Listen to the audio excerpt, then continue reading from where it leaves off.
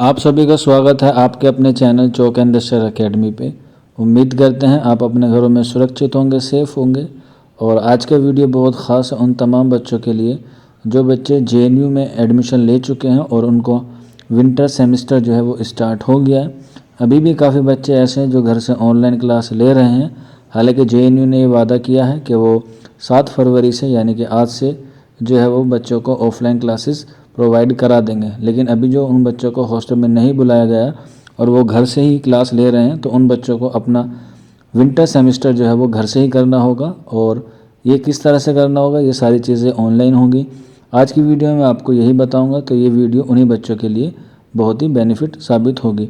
तो आप देख सकते हैं नोटिस वाले सेक्शन में कोविड-19 के नीचे registration of continuing student semester 2022 यानी कि 2022 के लिए जो रजिस्ट्रेशन है विंटर सेमेस्टर का, वो उसके रजिस्ट्रेशन जो है वो स्टार्ट हो गए हैं। ये नोटिफिकेशन है। मैं आपको बताऊंगा कि नोटिस में क्या क्या बातें लिखी गई हैं। और रजिस्ट्रेशन जो है वो आपके कल से यानी कि 8 फरवरी से स्टार्ट है। तो जो बच्चे 2021 का एंट्रेंस एग्ज़ाम देकर आए हैं उनको ये रजिस्ट्रेशन जो है वो नहीं करना है। ये सिर्फ पुराने बच्चों के लिए यानी कि ओल्ड स्टूडेंट के लिए हैं, चाहे बीए के हों, एमए के हों या पीएचडी के लिए हों।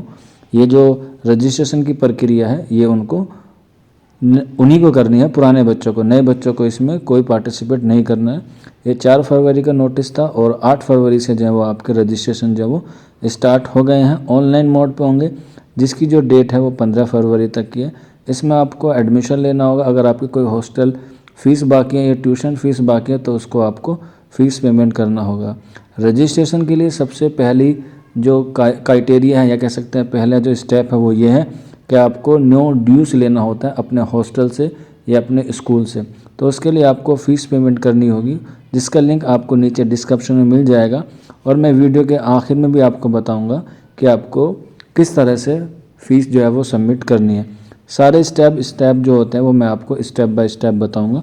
वीडियो थोड़ा लंबा हो सकता है क्योंकि सारी चीज़ों को समझाने में थोड़ा सा वक्त लगता है। तो आप लोगों से दरख्वास्त है कि वीडियो को बड़े ही इत्मीनान से देखें। तो यहाँ पे आप देख सकते हैं जेएनयू का ऑफिशियल पेज है। मैं इसे नीचे स्क्रॉल करूँगा तो नीचे स्टूडेंट वाले सेक्शन में आप देखेंगे जो स्कूल एंड सेंटर्स के बीच में है।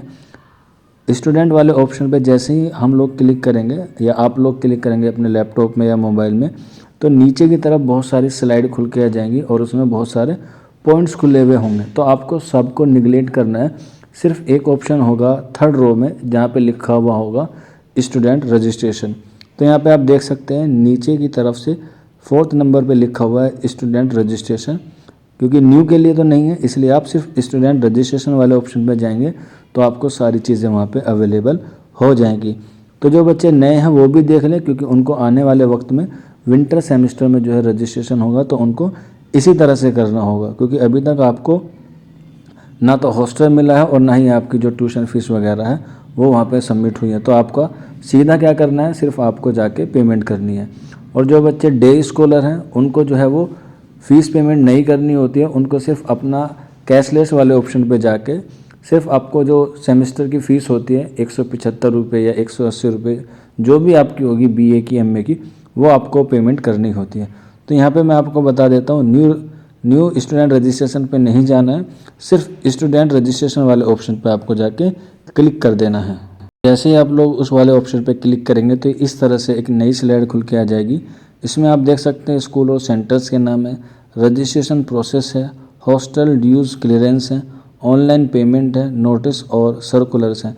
तो आपको जो है सबसे पहले ये देखना है कि आप किस स्कूल में, आप देख सकते हैं आपके स्कूल का नाम यहाँ पे अवेलेबल होगा। यहीं से आपको जो है वो आपके सब्जेक्ट या सब्जेक्ट कोड मिल जाएंगे, या फिर आपके जो व्हाट्सएप ग्रुप बने होंगे क्लासरूम के वहाँ से भी आपको ये सब्जेक्ट और कोड मिल जाएंगे, या फिर आपके जो डिपार्टमेंट होगा वो आपके नंबर पे सेंड कर देंगे। ये जिम्मेदारी होती है डिपार्टमेंट की या स्कूल की, या फिर आप खुद से भी कर सकते हैं।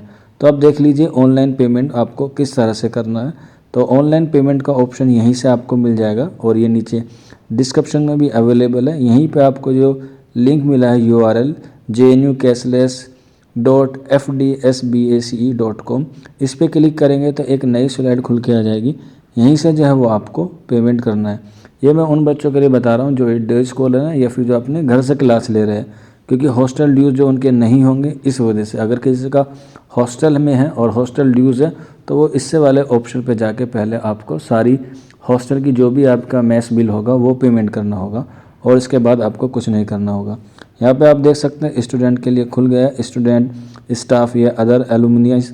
तो आपको स्टूडेंट है, जाहिर सी बात है, तो आपको सिर्फ स्टूडेंट वाले ऑप्शन पे क्लिक करना है और आपको फ़ीस पेमेंट करनी है। और अगर कोई टेक्निकल इशू आ जाता है तो आप देख सकते हैं नीचे यहाँ पे नंबर दिए गए हैं, आप इन पे जो है वो कॉन्टैक्ट कर लें, आपको सारी चीज़ें वहाँ से मिल जाएंगी। तो स्टूडेंट वाले ऑप्शन पे जैसे ही हम लोग क्लिक करेंगे तो एक नया स्लाइड खुल के आ जाएगा, उसमें बहुत सारे ऑप्शन होंगे। तो जैसे ही मैं स्टूडेंट वाले ऑप्शन पे क्लिक करूँगा तो इस तरह से आपको यूज़र नेम और पासवर्ड का ऑप्शन दिखेगा। यहाँ पे आपको वही साइबर आईडी भरनी है जो आपको बाय मेल मिली होगी या बाय मैसेज आपके नंबर पर आई होगी। तो यहाँ पे मैं आपको यूज़र नेम और पासवर्ड फिल करके अगले स्टेप पे ले चलता हूँ। तो देखिए ये इस तरह से आपका नया स्लाइड खुल के आ जाएगा जिसमें semester fees, certificate fees, fines, other fees का ऑप्शन आपको मिल जाएगा। तो अभी आपको सेमेस्टर फ़ीस पे करनी है, तो अभी आपको सेमेस्टर फ़ीस वाले ऑप्शन पे क्लिक करेंगे तो आपको करंट सेमेस्टर 9th बी या लेट फ़ी फाइन मिलेगा। तो आपको करंट सेमेस्टर करना है, 9th बी नहीं करना है। 9th बी जो होता है वो होता है जिनका बैक आ जाती है।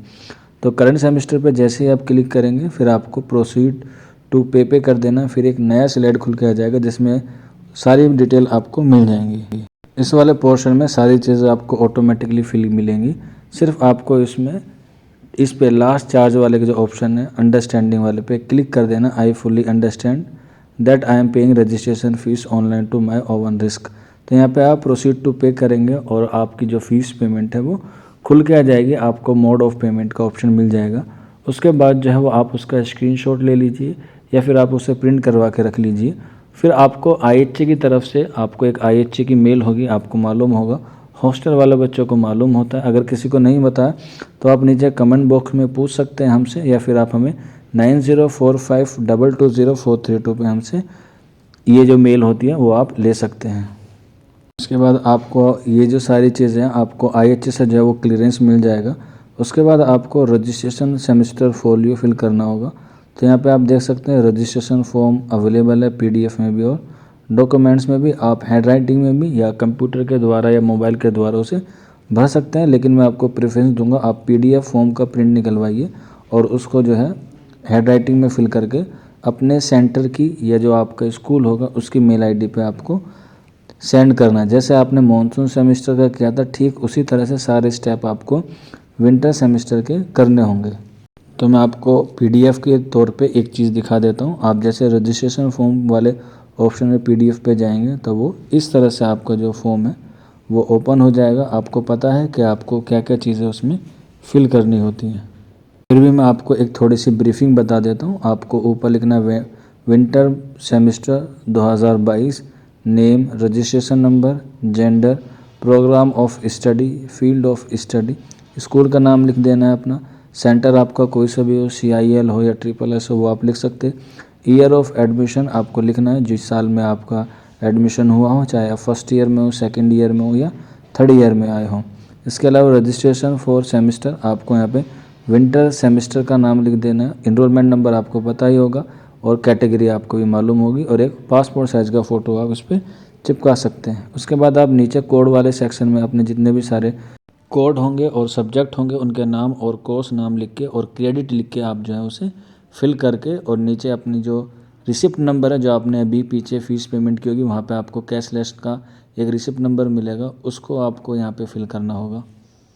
जिस तारीख को आपने फ़ीस पेमेंट की होगी उसकी डेट वहाँ पे लिख देना एंड देन डेट जिस तारीख को आप सेमेस्टर फोलियो फिल कर रहे हैं और अपने सिग्नेचर करके आप जो है उसे भेज सकते हैं अपने सेंटर की मेल ID पर। आपको पता होगा कि आपकी मेल ID किस सेंटर पे जाएगी, वो आप इस बात से भली बात जानते होंगे। तो उम्मीद करते हैं आपको समझ में आ गया होगा। अगर आपको नहीं कुछ चीज़ें समझ में आई या कोई डाउट है तो आप नीचे कमेंट बॉक्स में हमसे पूछ सकते हैं या फिर आप हमारी प्रीवियस वीडियो भी देख सकते हैं। मैंने उसमें आपको सारी चीज़ें जो है वो स्टेप बाय स्टेप बता दी थी। तो आज की वीडियो में इतना ही था। उम्मीद करते हैं सारी चीज़ें आपको समझ में आ गई होंगी। तो मिलते हैं आप लोगों से जल्द ही नेक्स्ट वीडियो में। तब तक अपना ख्याल रखें, पढ़ाई अच्छे से करते रहिए और हमारी तरफ से चौक इंडस्ट्रियल अकेडमी की तरफ से आपको ऑल द बेस्ट। शुक्रिया।